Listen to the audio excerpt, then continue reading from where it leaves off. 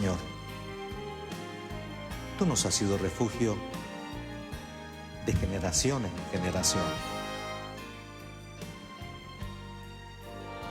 Antes que naciesen los montes y formases la tierra y el mundo, desde el siglo hasta el siglo, tú eres Dios.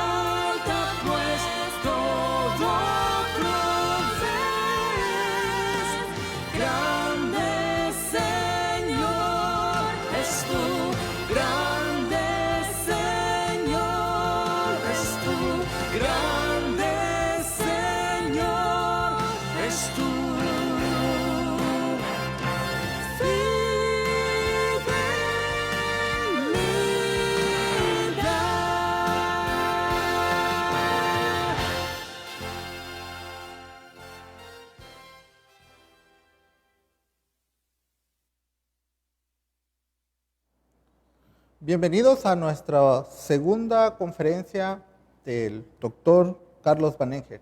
Es un privilegio como Comité del Centenario tenerlos a cada uno de ustedes aquí con nosotros presentes. Disfrutemos de esta conferencia que estará citada por el doctor Carlos Banninger. Tiene un doctorado en misionología y hoy estará enseñándonos acerca de la misión de Dios para su iglesia. Es importante que nosotros pongamos atención y vamos a ir viendo un programa similar al del día de ayer. Disfrutemos de este día de conferencia donde tendremos la participación del joven Darío. También escucharemos la charla entre el pastor Carlos Banninger y el pastor Hugo Esponda. Esta charla también nos alimentará mucho acerca de cómo la iglesia se expandió en este lugar, en el Soconusco de nuestro estado, y también podremos ir viendo cómo los pastores hacían equipo en su momento para también trabajar y sobre todo sembrar la semilla del evangelio en esta región. Escuchamos al final la participación de la conferencia del doctor Carlos Banninger y disfrutemos de este tiempo de conferencias. Que el Señor sea con nosotros y disfrutemos.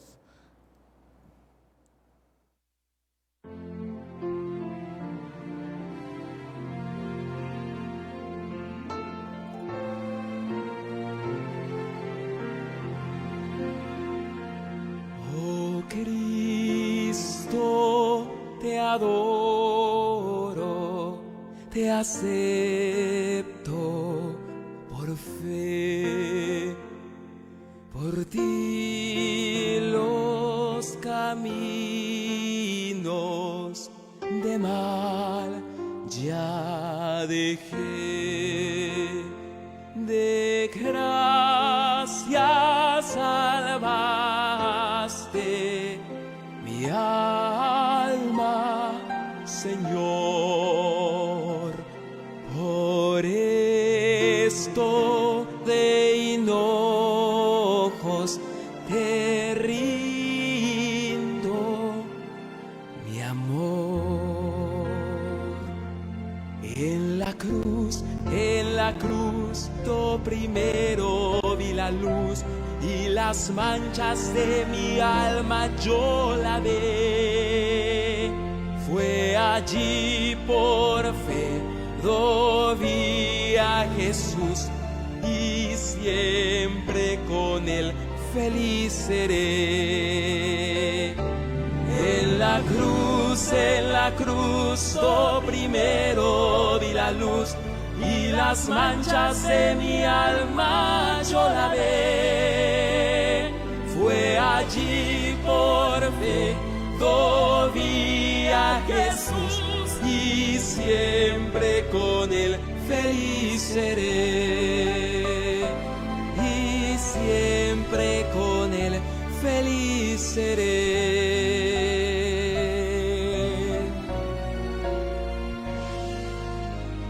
Señor mi Dios, al contemplar los cielos y astros mil girando en derredor, y al oírte en retumbantes truenos y ver brillar el sol en su esplendor, mi corazón entona la canción. Cuán grande es Dios. Mi corazón entona la canción. Cuán grande es Él, cuán grande es Dios.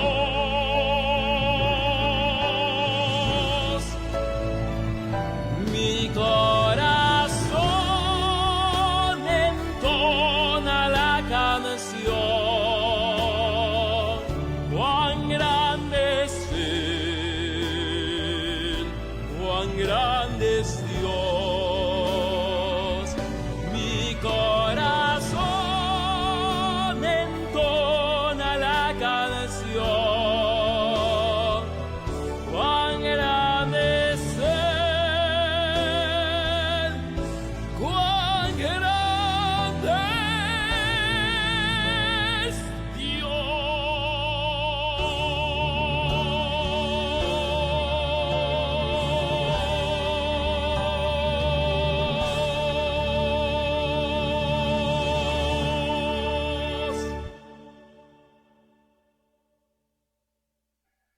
Mi hermano Hugo, qué gozo de verlo, gracias a Dios. Para mí también es un placer, hermano, poder hablar con usted, aunque sea a distancia. Aunque sea a distancia, fíjese que hace como 10 días más o menos estuve platicando con unos hermanos aquí de la historia de Plan Hebrón, hermano Hugo, ¿se acuerda? Claro que sí, hermano, claro que sí. ¿Cómo fue nuestro tiempo? Y antes de Plan Hebrón, que fuimos Chichonal. allá por el Chichonal, ¿se acuerda? Claro que sí, hermano. Fueron experiencias maravillosas en el trabajo, hermano. En una pequeña reseña que estoy haciendo, una memoria de mi ministerio, menciono que usted, hermano, era nuestro gran chofer, incansable hombre, de veras, y promotor de apoyo para los damnificados y para los refugiados. ¿Sí? Sí, estuve platicando con los hermanos, contándoles que por 4 años con Plan Hebrón, ¿verdad? Una vez al mes, usted y yo nos salíamos de Tapachula a ir hasta Villahermosa, otros lugares y viajamos mucho, hermano Hugo. Claro, fuimos también a Yucatán, hermano, a Quintana Roo. Cierto.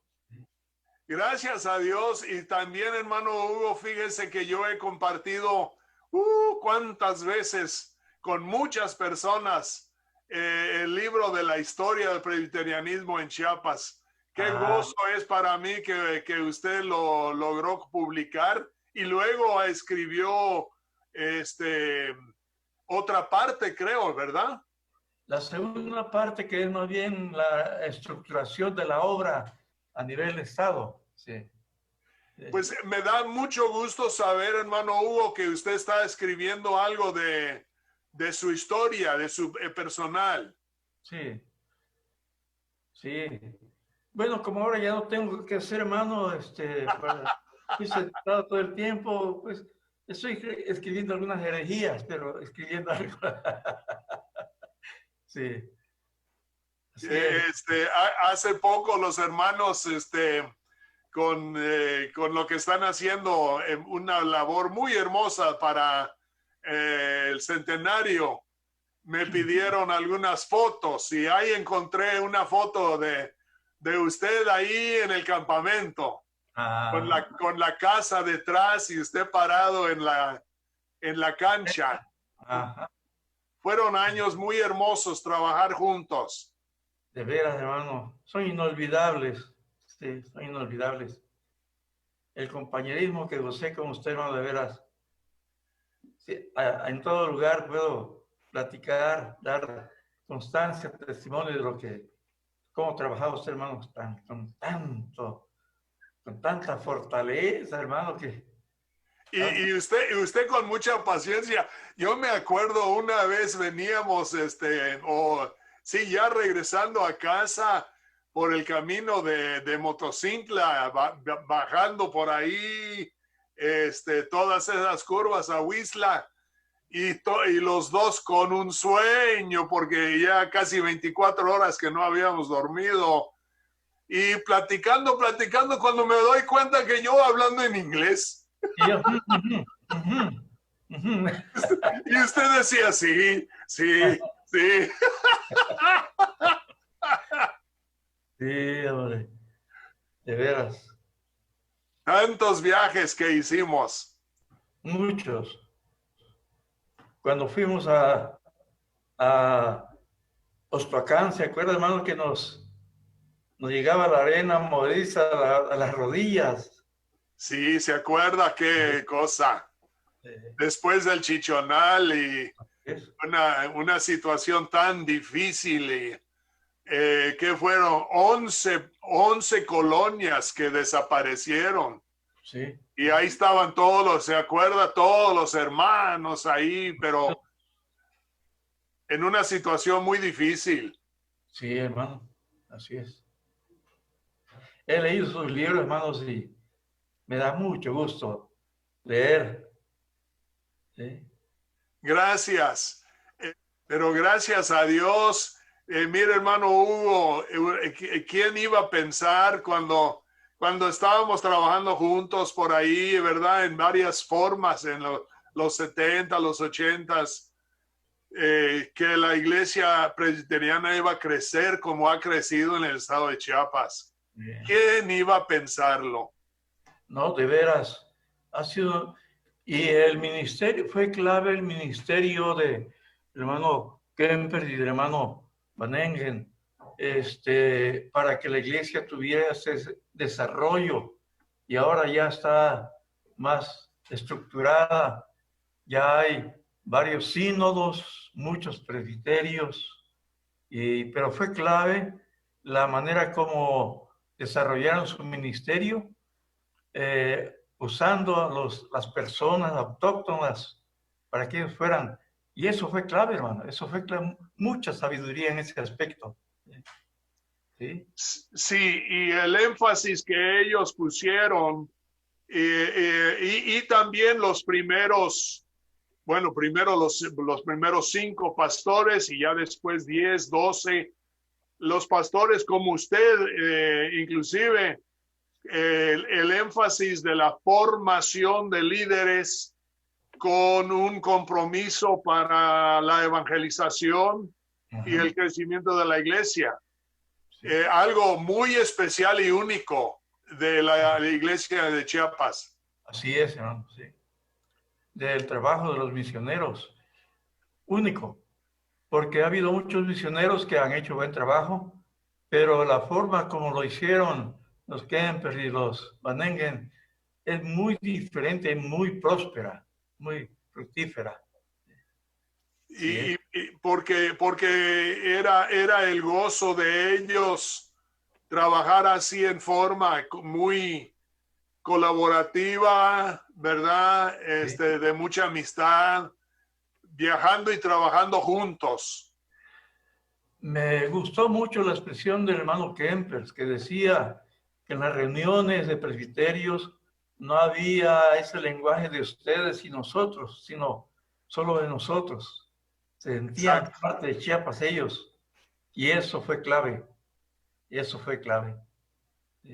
Sí, aún cuando salieron de Chiapas y se jubilaron, el corazón quedó en Chiapas. Sí, es, hermano. Sí. Sí, gracias a Dios. Y yo les he animado a los hermanos también de la Iglesia de Jesucristo el Salvador, celebrando su centenario, de hacer, ¿verdad?, hincapié en todos los líderes que salieron de la Iglesia Jesucristo Salvador de Tapachula,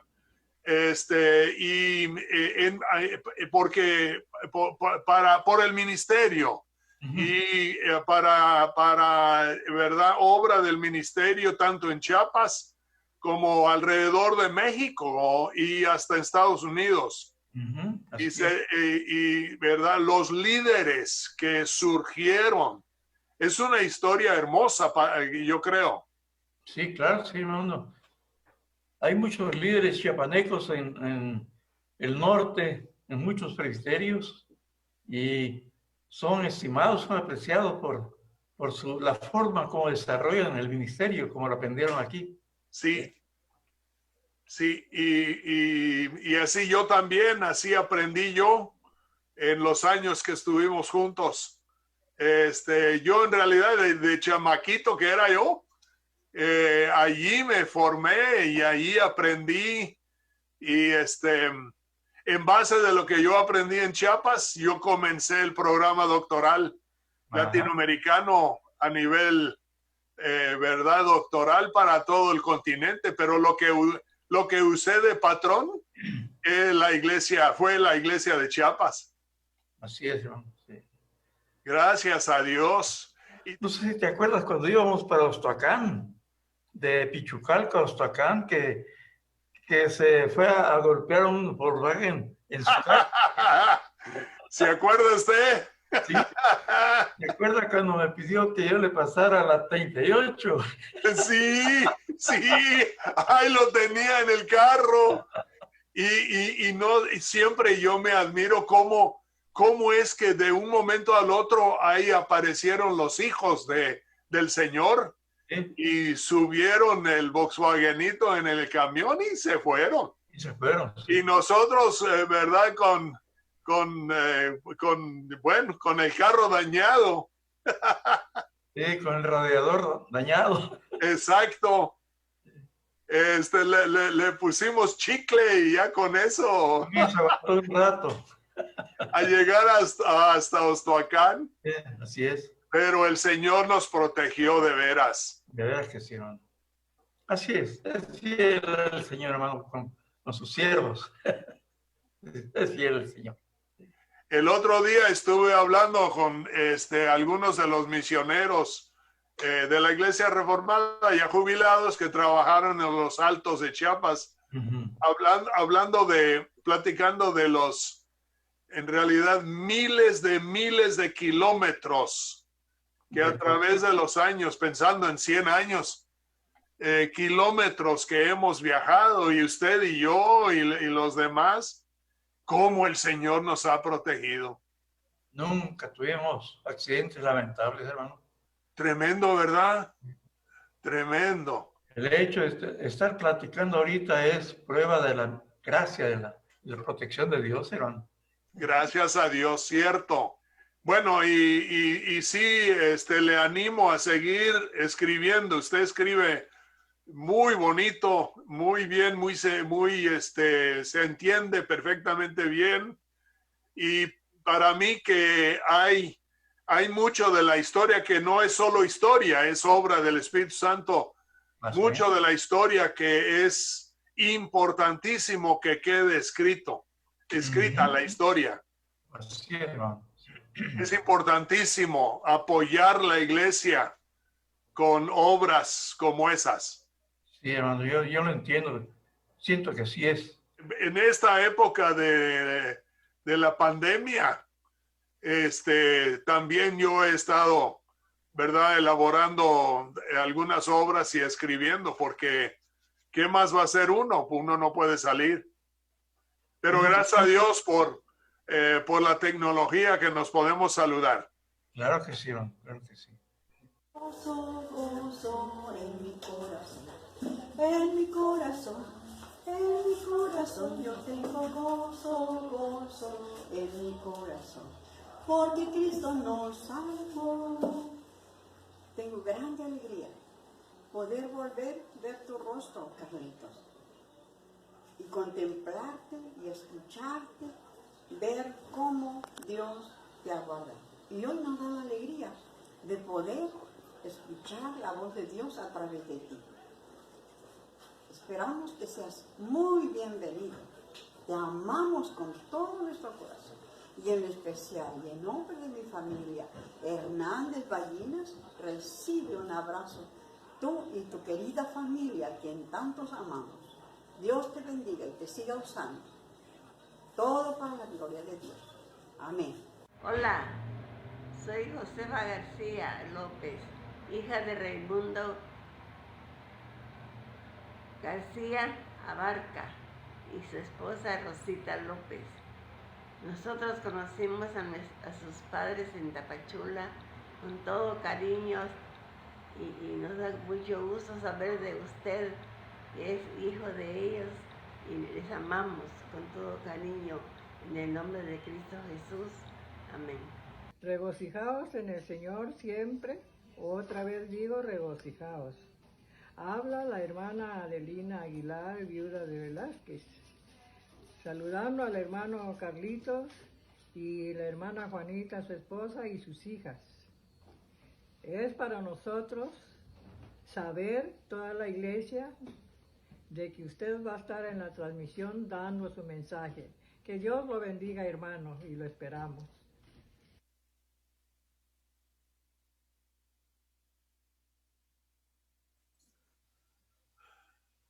De nuevo, buenas tardes, hermanos y hermanas de la Iglesia Jesucristo el Salvador, que este año celebran los 100 años de vida de la Iglesia. Yo hice mi profesión de fe en la Iglesia Presbiteriana El Divino Redentor de San Cristóbal de las Casas. Tuve que memorizar el Catecismo Menor y responder a las preguntas del consistorio. Para ser aceptado como miembro de la iglesia. Y yo presencié y viví el ministerio del pastor presbítero Daniel Aguilar Ochoa. Él fue modelo de ministerio para mí. Pero cómo nos ha faltado poder estar en Tapachula. Juanita y yo seguimos con el deseo y Dios quiera de repente vamos a poder visitarles allá. La historia de la Iglesia Presbiteriana en Chiapas y la historia de la Iglesia Jesucristo el Salvador es historia de lo que las hermanas de la Iglesia hicieron. Las hermanas, ustedes saben, han sido las evangelistas, la columna vertebral de la Iglesia de Chiapas. Desde sus inicios han sido las hermanas, y espero que en la historia de la iglesia haya algo de celebración de los ministerios de las hermanas que evangelizaron el estado de Chiapas. Por eso, en varias de las historias que yo coloqué en este libro, son historias de hermanas que yo conocí, que Dios usó para transformar la iglesia. Cuando escribimos la historia de nuestra iglesia, muchas veces mencionamos los pastores, los edificios, los programas, y se nos olvida mencionar todas las personas cuyas vidas fueron tocadas, cambiadas por el ministerio de los miembros mismos de la iglesia, especialmente las hermanas, en forma local y en forma hasta nacional. En esta segunda charla, vamos a hablar acerca de amor, fe. La primera charla, siguiendo las tres palabras de Pablo: fe, amor, esperanza. Y en medio de eso vamos a poner otra charla para el domingo en la mañana con la Iglesia Jesucristo el Salvador. Estamos hablando ahora de amor. El tema general: ¿por qué sembrar nuevas iglesias saludables? ¿Por qué sembrar nuevas iglesias saludables? Ayer vimos acerca de fe, las características de los seguidores de Cristo. En esto pensad. Hoy la segunda charla que quiero reflexionar sobre el amor. La iglesia ha de ser embajada de reconciliación. Multiplicar iglesias saludables ofrece nuevas oportunidades de reconciliación. Y siguiendo el mismo patrón que yo sigo en este libro, vamos a hablar por unos momentos, pensar acerca del contexto, luego un pequeño bosquejo del texto que vamos a ver de 2 Corintios, y luego la comisión y las implicaciones para nuestra misión. Todos estamos conscientes, hablando de contexto, todos estamos conscientes de la realidad en que vivimos en América Latina. Conflictos, guerras, opresión, violencia, grandes necesidades, grandes conflictos personales, locales, sociales, nacionales. Hay algunos expertos nos dicen que hoy en día en el África, Asia, Medio Oriente, América Latina, Europa, alrededor del globo, los expertos nos dicen hay más conflictos armados dentro de las naciones. El total de ellos es más hoy que jamás en la historia de la humanidad. Vivimos en un momento de grande conflicto, claro, con la pandemia, pero junto con la pandemia, al lado de la pandemia, los conflictos. Y la iglesia se encuentra en medio de ese contexto. La iglesia se constituye de los miembros. Los miembros, la iglesia somos nosotros. Y el Nuevo Testamento nos enseña acerca de la iglesia. Es interesante que el Nuevo Testamento nunca nos da una definición. La iglesia es.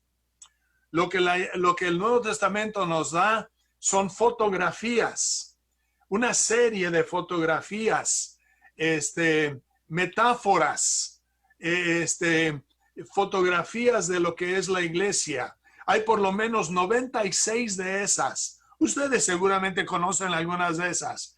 Cuerpo de Cristo, ramas del árbol, familia, templo del Espíritu Santo.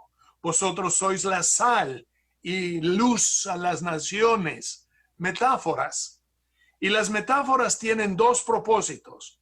Nos enseña lo que somos y nos llama a ser lo que somos. Pablo usa muchas metáforas, fotografías verbales para explicar quiénes somos. Y en este momento quiero hacer reflexión sobre una de esas metáforas. Embajada de reconciliación. Segunda de Corintios capítulo 5 versículos 11 al 20, no voy a leerlo todo, pero una parte. Conociendo pues el temor del Señor, persuadimos a los hombres, pero a Dios le es manifiesto lo que somos, y espero también lo que sea vuestras conciencias. El amor de Cristo nos constriñe, pensando esto, que si uno murió por todos, luego todos murieron. Y por todos murió, para que los que viven ya no vivan para sí, sino para aquel que murió y resucitó por ellos. De manera que nosotros de aquí en adelante a nadie conocemos según la carne, y aun si a Cristo conocimos según la carne, ya no lo conocemos así, dice Pablo, de modo que si alguno está en Cristo, nueva criatura es. Las cosas viejas pasaron, todas son hechas nuevas. Y todo esto proviene de Dios, escribe Pablo, quien nos reconcilió consigo mismo por Cristo y nos dio el ministerio de la reconciliación. Dios estaba en Cristo, reconciliando consigo al mundo, no tomándoles en cuenta a los hombres sus pecados, y nos encargó a nosotros la palabra de la reconciliación. Así que somos embajadores en nombre de Cristo, como si Dios rogara por medio de nosotros, o rogamos en nombre de Cristo, reconciliados con Dios. Ese es el pasaje. Hablamos del contexto, ahora el texto. Y este texto también tiene tres partes. La primera parte, el amor de Cristo nos constriñe. La segunda parte, nueva criatura es. La tercera parte, somos embajadores en nombre de Cristo. La idea de embajada ya estaba en las leyes de Roma, y yo de chico tuve que aprender. De chico viviendo en Chiapas, mis padres misioneros, pero seguían de ciudadanos de Estados Unidos. Cada vez que nosotros, nacidos en México, íbamos a ir al norte para ver la familia, teníamos que pasar por la embajada de Estados Unidos. Muchos de ustedes seguramente la conocen, allá en el DF, es una manzana entera, 100 metros por 100 metros, un edificio muy alto, con una pared de pura tubería alrededor, con una puertecita y al lado de la puerta un soldado. Y mi papá me llevaba a él con sus papeles y me agarraba de la mano, y ahí íbamos a la puertecita. Y él mostraba los papeles al soldado, y el soldado abría la puerta, y yo no entendí lo que mi papá me estaba enseñando. Mi papá me dice, mira, pisa del otro lado de la puerta. Y entonces yo pisaba dentro de la puerta, y mi papá decía, ¿ahora dónde estás? Y yo le digo, pues estoy en la Ciudad de México, ahí está Avenida La Reforma, ahí está el Ángel. Y él decía, no, estás en Estados Unidos. Ahora quita el pie, párate, ahora estás en México. La embajada, él me estaba enseñando. Y Pablo usa este concepto, esta fotografía. Somos embajada de reconciliación. Somos embajada de reconciliación. Cuando sembramos nuevas iglesias saludables, lo que estamos sembrando son embajadas de reconciliación.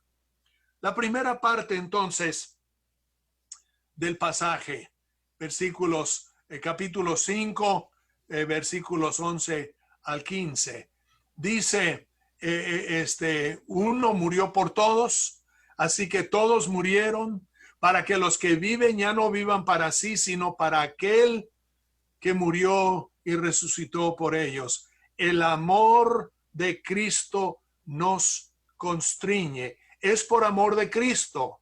El amor de Cristo nos constriñe. La reconciliación quiere ver con un amor que escoge entregarse para buscar el bienestar de otros. Yo escojo perdonar. Yo escojo la reconciliación. No que el daño que se hizo sea bueno, no. No que se borra la responsabilidad del malhechor, tampoco. No que se cancelan las consecuencias del mal que se ha hecho. No, la justicia y la restitución son importantes. Pero yo escojo ser reconciliado, yo escojo perdonar con tal de que yo me libre de la raíz de amargura y enojo que me carcome y me destruye. Nuestras sociedades nos enseñan cómo ser víctimas, pero no nos enseñan cómo perdonar. Cristo nos llama a ser embajada de reconciliación. Yo salí de la casa a los 14 años para estudiar en una secundaria en Carolina del Norte. Me fui a una escuela, a un lugar donde no conocía a nadie, y mi trabajo era limpiar 3 oficinas temprano en la mañana. Y el año escolar comienza y a las 5:30 de la mañana yo tenía que estar ya limpiando las 3 oficinas.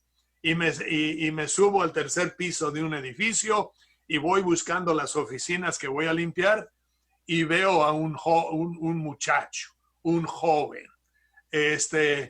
Cuando era yo chico lo llamábamos un sinvergüenza. Le voy a dar el nombre de Juanito. Y al ver a Juanito, a mí me encantan las personas, me gusta estar platicando, pero no sé qué ese Juanito, como decimos de mi tierra, me cayó mal. Ese Juanito me cayó mal, rete mal. Y día tras día, semana tras semana, va de mal en peor. De repente estoy hasta soñando de Juanito, porque cada mañana lo tengo que ver, sinvergüenza Juanito. Ya era tiempo de la Navidad y yo con este problema. Y fui a hablar con uno de los profesores, creyente él. Le conté a Juanito. Y ese hermano me dice, mira, Carlitos, vamos a salir de vacaciones, vas a salir. Ahora de vacaciones yo quiero que ores cada día que Dios cambie tu corazón. Y yo le digo, no, profesor, no, profe, el problema no es mi corazón, el problema es Juanito. No, dice, tú vas a orar, pedirle al Señor que cambie tu corazón. Bueno, me fui en autobús 3 días hasta donde tenía yo familiares en el centro de Estados Unidos. Pasé muy bien los días. Ya es enero y me voy a regresar a la escuela. Al momento de subirme al autobús, pienso de Juanito. Y me siento en el autobús. Y yo digo, voy a ver a Juanito, ese. Y en un momento yo escuché la palabra del profesor y yo le dije, Jesús, cambia mi corazón. Me dormí. Voy llegando a la escuela, ya es el primer día, tengo que a las 5:30 ir a limpiar las oficinas. Y ahí está Juanito. Pero él dice algo que me cae de mucha risa, muy chistoso. Y me pongo a reír. Y descubrí que ya no lo odiaba. Nunca fuimos amigos muy de cerca, pero nos llevamos bien.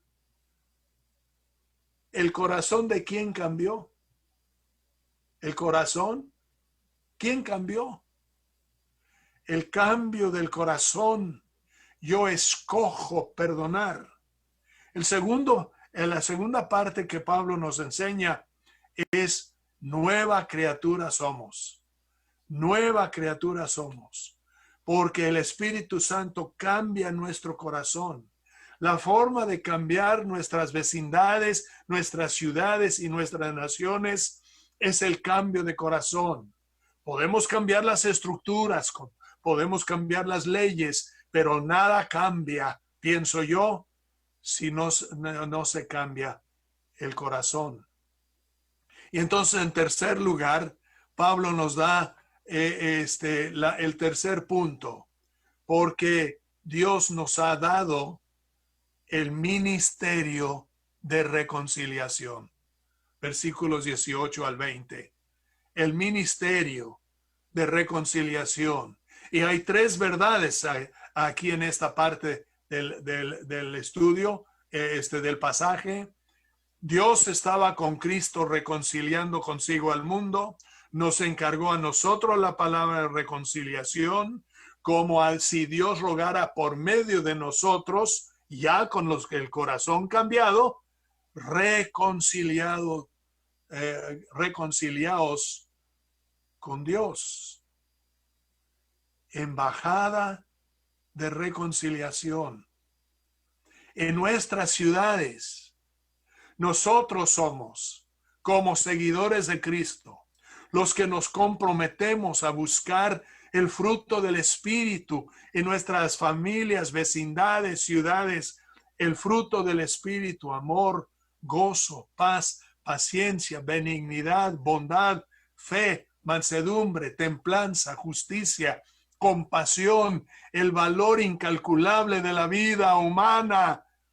Somos embajada de reconciliación. Tengo unos momentos para contarles una historia. Hay un pueblo cerca del Sumidero, cerca de Tuxtla Gutiérrez y Chiapa de Corzo, pero hasta arriba en la montaña, hay un pueblo que se llama Triunfo Agrarista. Y hace unos años, cuando Juanita y yo vivíamos en Tapachula, nos invitaron a ir a Triunfo Agrarista. Los hermanos de la iglesia, una iglesia grande, un templo grandísimo, todo el templo es hecho de una roca. Y allá tenían personas que sabían cómo rajar granito, y de la grande roca hicieron bloques y construyeron un templo bastante grande.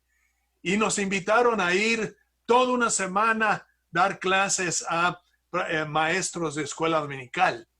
Eran como 40 los que querían prepararse para enseñar en la escuela dominical. Pasamos toda la semana, era Semana Santa, y pasamos toda la semana y luego Viernes Santo, y Juanita y yo ya estamos bien cansados. Nos dormimos el viernes en la noche después del culto, y de repente a las 4 de la mañana nos están llamando. Mano Carlitos, hermana Juanita, levántese, ya vamos a la cueva. Porque en esa época esa iglesia tenía la costumbre, el sábado, algunos lo llaman sábado de gloria, el sábado cuando Jesús estaba en la tumba, toda la iglesia, eran cerca de 200, con niños tal vez un poco más, iban caminando. Una caminata de más de media hora a la entrada de una cueva. Y venga, hermano Carlitos, venga, hermana Juanita, vamos a la cueva. Y ahí van las mujeres, los niños, los jóvenes, los varones, y ahí vamos. Y hay una entrada a la cueva, las hermanas agarran por un lado, los jóvenes agarran por otro lado. Hay un pequeño túnel, yo me tuve que agachar, pasamos por el túnel y hay un cuarto grande, una cueva. Era bastante grande, y tenía un olor muy feo por los murciélagos. Y entramos y todos los varones con sus lámparas, se sientan alrededor contra la pared. Ahí nos sentamos. Y los hermanos apagan sus lámparas. Una oscuridad. Y un silencio. Y ahí estamos sentados, cuando de repente un niño, yo creo que no tenía más de 5 o 6 años, el niño había acompañado a su papá, y ahí está el niño sentado. Y la oscuridad, pero poco a poco ya los ojos se estaban acostumbrando, pero casi uno no veía a nadie. Y en la oscuridad, este niño dice: Dios, te quiero hablar. Dios, te quiero hablar. Y creo que fue primera vez que estuvo en la cueva. Y era primera vez que me había conocido. Así que pensó que donde estaba era la casa de hermano Carlitos. Dios, está muy bonita la casa de hermano Carlitos, pero apesta. Dile que lo limpie. Y todos riéndonos alrededor de la pared de la cueva. Y luego el niño sigue en la oscuridad. Dios, te quiero hablar. Te quiero hablar de mi perro. Tiene una patita mala. Necesita componerse esa patita, ese pie, esa patita. Por favor, ayúdale a mi perro. Dios, te quiero hablar. Te quiero hablar de nuestra gallina. Ya dejó de poner huevos. Ayúdale, porque necesitamos los huevos. Dios, te quiero hablar. Te quiero hablar de mi mamá. Trabaja mucho y tiene muchos hijos y no está muy bien de salud. Ayúdale. Dios, te quiero hablar de mi papá. Él también trabaja demasiado, viene a la casa todo cansado.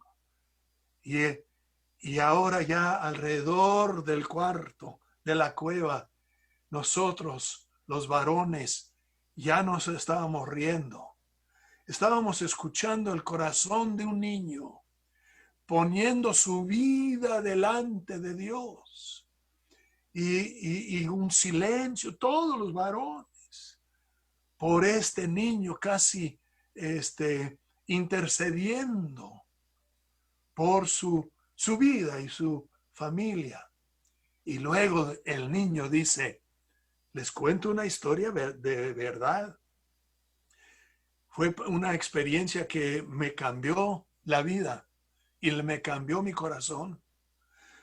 Porque pensando que ya había terminado su oración, el niño dice: ahora Dios, te quiero hablar. Te quiero hablar de don José que se está peleando con don Elías. Y te quiero hablar. Y él empieza a nombrar. Y lo que yo no sabía es que todos esos hermanos estaban ahí en la cueva. Y yo no sabía que había un gran pleito por terreno ejidal. Y ese pleito estaba en la iglesia. Y él empieza a nombrar: Dios, te quiero hablar de don Juanito y don Manuel y don Roberto. Y empieza a nombrar.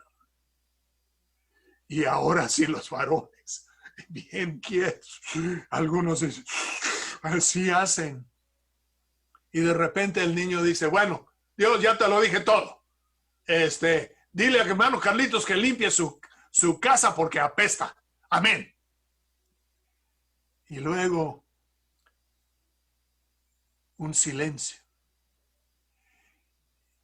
Y después de unos minutos, uno de los hermanos, con lágrimas, llorando, dice: sí, Dios, perdóname. Y yo pido que mi hermano Roberto me perdone. Y otro: Señor Jesús, verdaderamente perdóname. Y yo le pido al hermano Pedro que me perdone. Y empiezan a orar y a perdonarse. De repente ya habíamos orado, ya pasó el tiempo, nos levantamos, fuimos saliendo de esa cueva y el sol ya casi a mediodía y las hermanas afuera esperándonos. Y cuando ven que los hermanos de brazo en brazo van saliendo, las hermanas gritan y dicen ¡Aleluya! Porque había paz, embajada de reconciliación. Y esa iglesia fue madre de varias otras iglesias.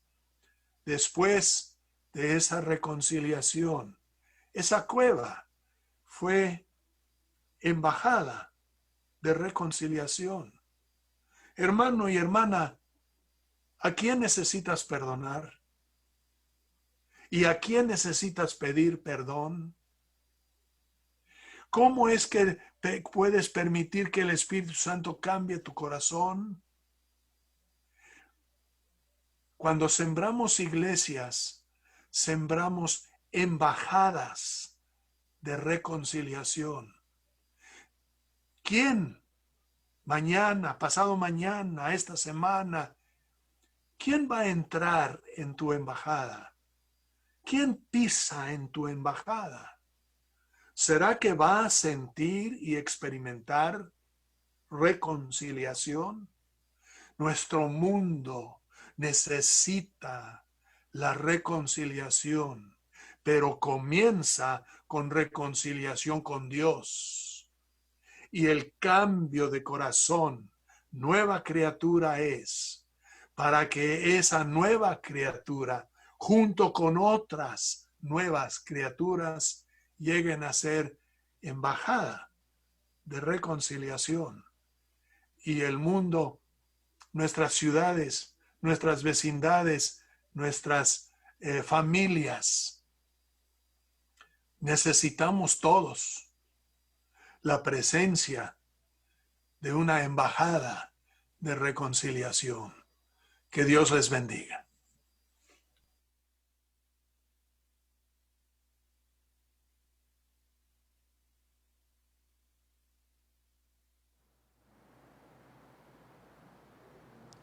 Hermanos, amigos, qué gran bendición escuchar palabra de Dios a través de nuestro hermano Carlos Vanengen. Sin duda Dios ha utilizado su vida y ha sido y lo sigue haciendo a través de estas exposiciones. Si su vida ha sido bendecida en esta tarde, coméntenos en los espacios de los comentarios. Yo sé que muchos han sido bendecidos a través de esta exposición. Agradecemos a Dios por la vida de nuestro hermano Carlos. Agradecemos también por la vida de ustedes que están escuchando esta palabra de nuestro Dios. A continuación, vamos a tener una participación especial a cargo de nuestra hermana Evelia Barrios. Ella es una hermana, hija del presbítero Alejandro Barrios, quien fue pastor de nuestra iglesia en los años 60, pastor de esta iglesia Jesucristo del Salvador, y ahora nuestro hermano pastor goza en la presencia de nuestro Dios. Y terminando esta participación vamos a escuchar la segunda parte de la reseña. El día de ayer pudimos también ser bendecidos a través de la reseña histórica de nuestra iglesia Jesucristo del Salvador. El día de hoy vamos a escuchar la segunda parte. Yo creo que es necesario conocer nuestra historia, no para vivir en el pasado, ¿verdad?, sino para que aprendamos de ella y prosigamos en este camino que Dios nos ha trazado. Así que, hermanos, quédense con nosotros y escuchemos la participación.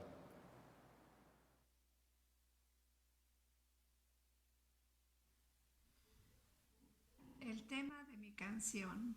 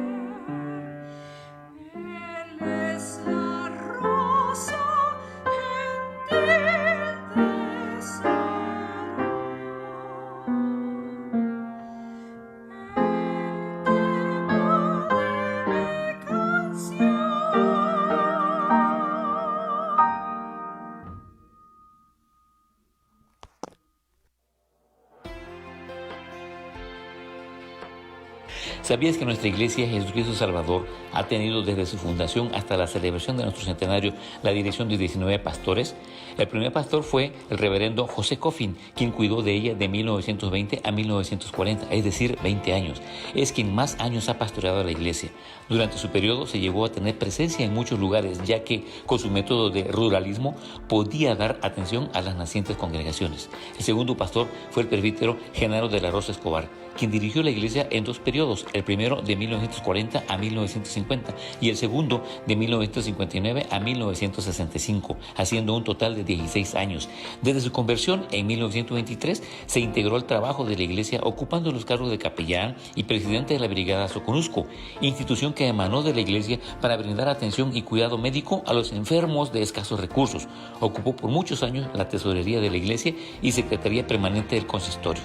El tercer pastor fue el presbítero Nehemías García López, quien la dirigió por escasamente 4 años, de 1951 a 1955.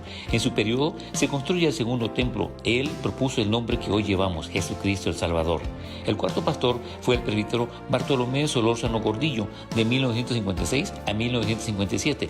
Recibió preparación ministerial del doctor Juan R. Kempers y del doctor en divinidades Gerardo Van Engen. El quinto pastor fue el presbítero Alejandro Barrios de León. Él dirigió la iglesia en 2 periodos, haciendo un total de 6 años, de 1956 a 1958 y de 1966 a 1970. Siendo obrero, realizó labores ministeriales y administrativas de mucha responsabilidad. En su primer periodo se continúa con la construcción del segundo templo. El sexto pastor fue el presbítero Genaro Méndez Mendoza, quien por mandato ministerial, siendo presidente del presbiterio, atendió la iglesia como pastor oficiante, debido a que el pastor Alejandro Barrios tuvo que trasladarse a la Ciudad de México. El séptimo pastor fue José Ángel Arce Santos. Él pastoreó por 13 años, de 1972 a 1985. Ese periodo está cargado de muchas bendiciones. La iglesia llega a tener el más grande crecimiento de congregaciones, pero también de tristezas, ya que se dividió en un par de ocasiones. Reconocemos que el Señor usa diferentes modos para que la obra se desarrolle. El octavo pastor fue el presbítero Mateo Aguilar López, por 3 años, de 1985 a 1987. En su periodo se recibió una reunión de la respetable Asamblea General. El noveno pastor fue el presbítero Bisael Vázquez Gutiérrez, por 3 años, siendo ese de 1988 a 1991. Puso especial énfasis en la atención a los adolescentes. En su periodo, la iglesia gozó de mucha paz y armonía. El décimo pastor fue el presbítero Simón Gómez González. Él lo ejerció de 1991 a 1997, siendo un total de 6 años. Puso atención especial al campo. Fundó el área de concentraciones de directivos y el área de concentraciones infantiles. El 11º pastor fue el presbítero José Leonardo Gordillo López, quien lo hizo de 1998 a 2000, periodo de casi 3 años. Se destaca la primera remodelación del templo, donde una comisión conformada por oficiales y miembros de las organizaciones se dan a la tarea de su realización. El 12º pastor fue el presbítero Lorenzo López Pérez, quien inició como obrero del campo, luego lo ordenó al presbiterio, quedando como pastor de la misma, colaborando por un periodo muy leve con el presbítero Gordillo López. Lorenzo López pastoreó de 2000 a 2003, periodo de 3 años, destacándose en ese la apertura en la alabanza de una manera más contemporánea. El 13º pastor fue el presbítero Óscar Cifuentes Calderón. Inició en 2003 y lo concluyó en 2010, siendo en total 7 años. Compartió su pastorado junto a los presbíteros Arturo Pérez García y Jorge López Pérez. El 14º pastor fue el presbítero Arturo Pérez García, quien fue llamado para encargarse del campo consistorial. Su periodo fue muy breve, de 2004 a 2005. El 15º pastor fue el presbítero Jorge Alexander López Pérez, quien lo ejerció de 2007 a 2013, total de 7 años. Su periodo se caracterizó por un tiempo de crecimiento espiritual, numérico y económico. Por motivos de salud, renunció al segundo llamamiento. El 16º pastor fue José Nehemías Mateo Jacob, de 2010 a 2012, siendo un total de 2 años. Su labor principal fue atender el campo consistorial y apoyar la encomienda del presbítero López en la labor de organización del presbiterio Jesucristo el Salvador. El 17º pastor fue el presbítero Neri Rivera Gómez, de 2012 a 2019. Su segundo periodo como pastor principal lo concluye en 2019 para iniciar la plantación de la iglesia Jesucristo Salvador Oriente. En su periodo se formaron comités para la compra del predio que hoy ocupa la casa pastoral y la climatización de la nave principal. Nene Rivera fue el pastor principal por 7 años. El 18º pastor fue el presbítero Esaú Reyes de la Cruz. Él ocupó la posición de pastor asociado en 2018, quien renunció al llamamiento de 5 años por motivos de salud de su esposa. En su corto periodo, contribuyó a que se aprobara por primera vez un proyecto ministerial a largo plazo para la iglesia, el cual está en marcha. El 19º pastor tiene la grande responsabilidad de iniciar un nuevo periodo y le corresponde al presbítero Felipe Hernández Vázquez. Él es el pastor principal desde agosto de 2019.